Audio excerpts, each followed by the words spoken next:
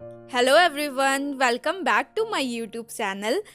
Student, मैं जनवरी में एक वीडियो लेकर आई थी। झारखंड व्लॉग पार्ट 1 करके था। तो आज उसी झारखंड व्लॉग का पार्ट 2 है। आप लोग थंबनेल देख के तो जान ही गए होंगे कि ये एक वीडियो वेजिटेबल से रिलेटेड वीडियो है।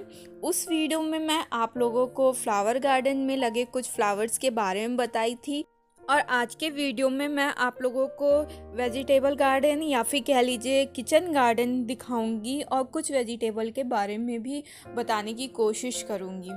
वीडियो स्टार्ट करने से पहले मैं एज यूजुअल यही कहूँगी, please like share and subscribe my channel. तो चलिए वीडियो स्टार्ट करते हैं।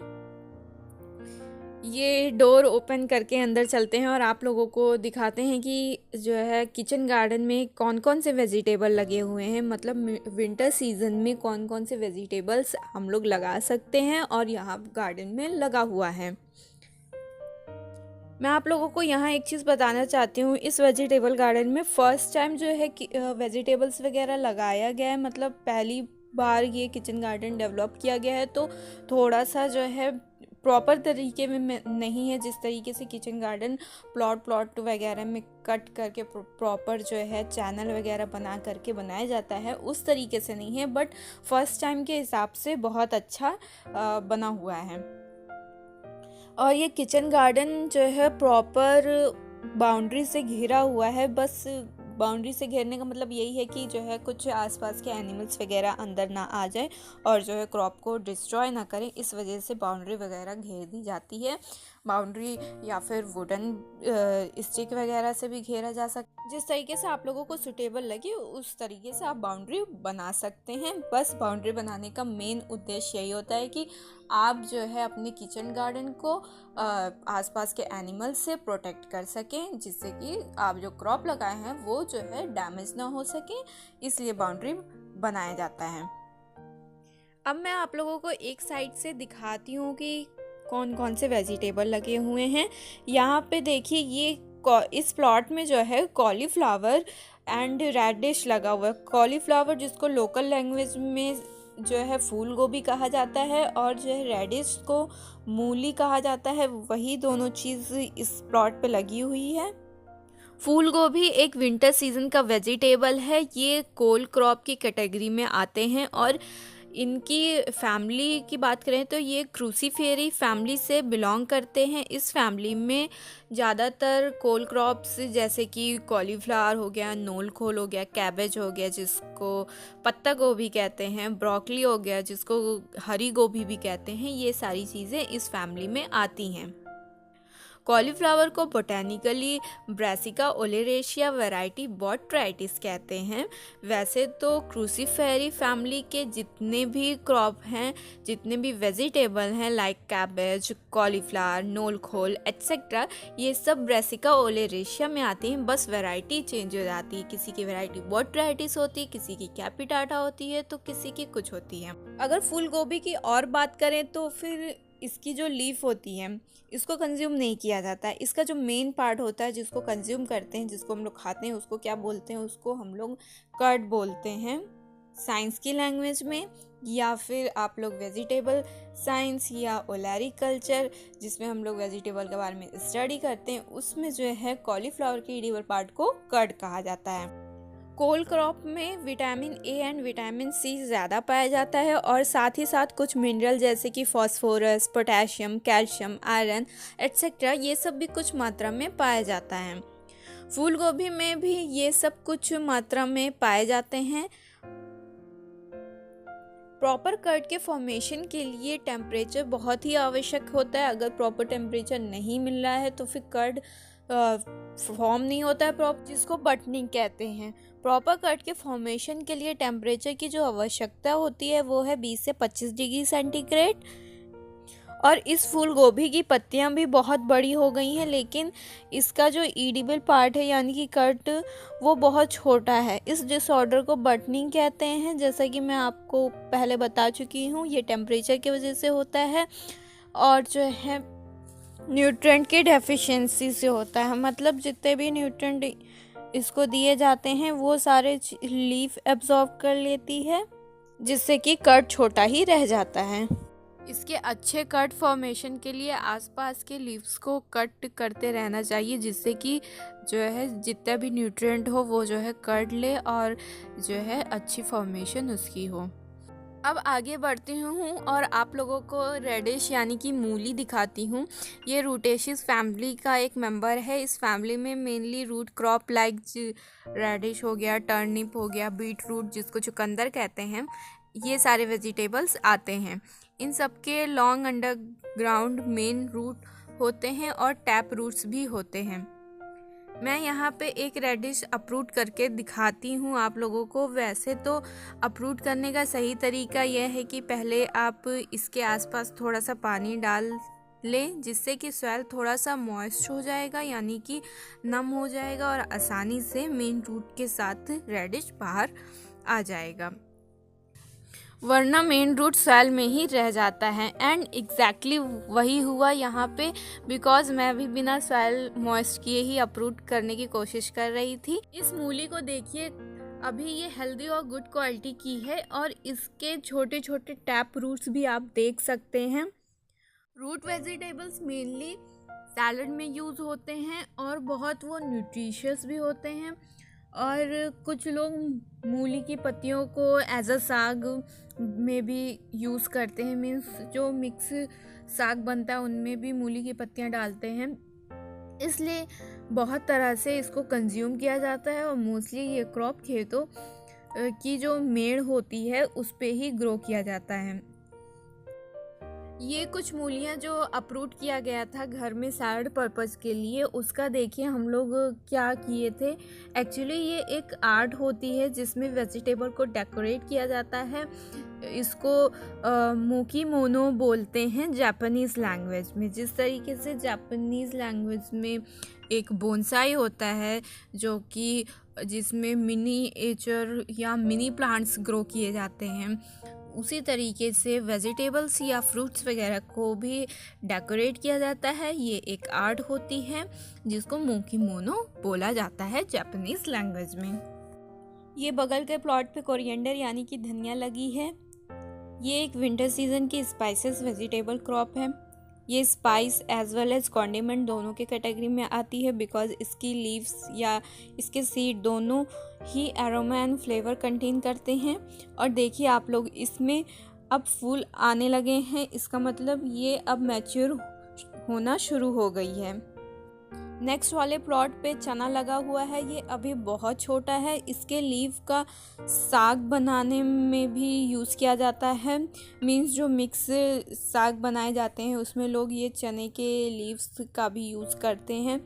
इसको कट करने का सही तरीका, जैसे कि मैं अभी इसको ऊपर से 2 लीव्स ट्विस्ट करके तोड़ी हूँ, वही होता है। और जब इसमें से फूल आने लगे तो लीव्स कट करना नहीं चाहिए, मीन्स उसमें फिर फ्रूट फॉर्मेशन होना स्टार्ट हो जाता है और चने के दाने आने लगते हैं। इसलिए जो है जब तक फूल नहीं आ रहा है तब तक ही ऊपर के 2 लीव्स वगैरह ट्विस्ट करते रहना चाहिए और उसको आप जो जिस चीज़ में यूज़ करना चाहते हैं उस चीज़ में यूज़ करिए। बट अगर फूल आ गया है तो उसके बाद इस प्लांट वगैरह को नहीं छूना चाहिए, क्रॉप को नहीं छूना चाहिए, ट्विस्ट नहीं करना चाहिए, क्योंकि उसके बाद उसमें चने के दाने आने लगते हैं। ओके, अब हम लोग अपने नेक्स्ट प्लॉट पे चलते हैं। नेक्स्ट प्लॉट पे ये कुछ गार्लिक के क्रॉप लगे हुए हैं। ये भी विंटर सीजन के क्रॉप हैं और बल्ब क्रॉप के कैटेगरी में आते हैं, बिकॉज गार्लिक का जो एडिबल पार्ट होता है, मीन्स जो हम कंज्यूम करते हैं, जो हम खाते हैं, उसको बल्ब कहते हैं। इसलिए ये एक बल्बी क्रॉप भी कहा जाता है। और इसके फ्रेश लीफ को लोग किचन में भी यूज़ करते हैं, चटनी वगैरह में। और जब ये 3-4 पार्ट तक डाउन हो जाए, मतलब ये कि है कि मोस्टली ड्राई होकर अगर झुकने लगा है तो समझ लीजिए कि ये मैच्योर होना शुरू कर दिया है धीमे धीमे। और फिर एक साइड से आप 1-2 मतलब बल्ब निकाल के चेक कर लीजिए, अगर वो प्रॉपर मैच्योर हो गया है तो फिर पूरे प्लॉट की आप हार्वेस्टिंग कर सकते हैं। यहाँ कुछ चिली प्लांट्स लगे हैं और कुछ मस्टर्ड क्रॉप भी। चिली प्लांट्स में चिली भी निकली हुई है। और आगे बढ़ी तो ये देखिए, यहाँ पे किचन गार्डन में कुछ पपाया प्लांट भी लगे हुए हैं।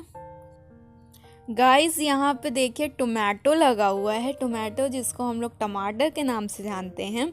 और ये एक इनडिटर्मिनेट टाइप ऑफ टोमेटो है। इनडिटर्मिनेट टोमेटो से मेरा मतलब ये है कि वो टोमेटो के प्लांट जो कि जिनकी ग्रोथ होती रहती है, मतलब कि वो एक हाइट तक बढ़ते रहेंगे, उसमें फ्लावर आ रहा है, फ्रूटिंग हो रही है, लेकिन उनकी हाइट धीरे धीरे बढ़ती रहती। और हाइट बढ़ने की वजह से इनडिटर्मिनेट टाइप ऑफ टोमेटो को जो है स्टेकिंग की ज़रूरत होती है। मीन्स स्टेकिंग का मतलब डंडा लगा करके उनको सहारा देने की ज़रूरत होती है, बिकॉज वो बढ़ते ही जा रहे हैं। और फिर जब फ्रूटिंग होती है तो भारी होने की वजह से वो झुक भी सकते हैं और टूट के गिर भी सकते हैं। इस वजह से उनको डंडा लगा के सहारा दिया जाता है। और वेजिटेबल्स ही क्या, बहुत सारे फ्रूट्स भी होते हैं, बहुत सारे फ्लावरिंग प्लांट्स भी हैं जिनको स्टेकिंग की ज़रूरत होती है। और देखिए इसमें कितने सारे टोमेटो लगे हैं और सब के सब अनराइप हैं। यहाँ साइड में बिटर गार्ड का प्लांट लगा था जो फुल्ली ड्राई हो चुका है। बिटर गार्ड को लोकल लैंग्वेज में करेला कहते हैं। और एक ड्राई करेला देख लीजिए आप लोग, ये यहाँ पे अभी तक लगा ही हुआ है, मीन्स गिरा नहीं है। और गाइस ये ड्राई करेला के सीड को अगर अच्छे से सुखा कर रख दिया जाए तो ये नेक्स्ट ग्रोइंग सीजन के लिए यूज़फुल हो सकता है, मीन्स एज अ सीड इसको यूज़ कर सकते हैं। बिटर गार्ड का नेचर जो होता है वो क्लाइंबिंग नेचर होता है, इसलिए इसके लिए जो है ऐसा मतलब कि सहारा देके इसको चढ़ाना पड़ता है। और आगे बढ़ते हैं हम लोग, अब देखते हैं और क्या लगा हुआ है।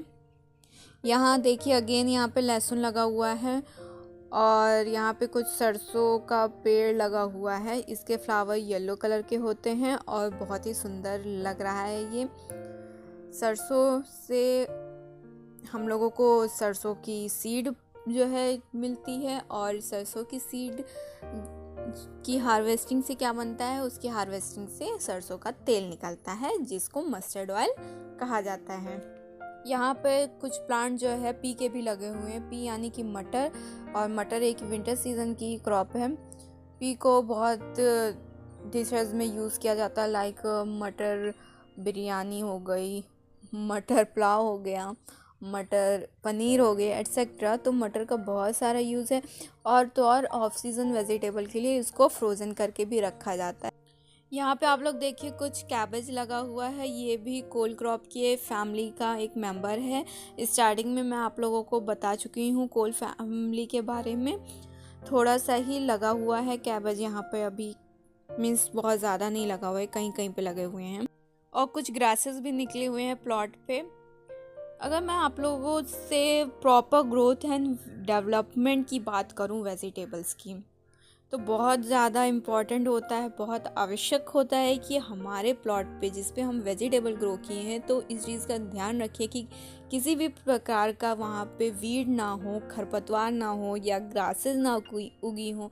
बिकॉज उससे क्या होता है कि जितने भी न्यूट्रिएंट्स मिल रहे हैं, जितने भी मिनरल सप्लाई हो रहे हैं या फिर वाटर सप्लाई हो रहा है, वो सारा क्या होता है, वो सब फिर वीड्स वगैरह लेने लगते हैं और ग्रासेस वगैरह उनको लेकर के फिर उनकी ग्रोथ होती है अच्छी।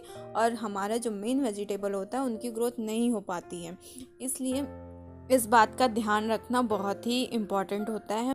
एंड अब लास्ट में हम लोग पोटैटो के प्लॉट पे आ जाते हैं। ये पोटैटो क्रॉप है, इसको लोकल लैंग्वेज में सभी लोग जानते हैं, पूरी दुनिया जानती है, इसको आलू कहा जाता है।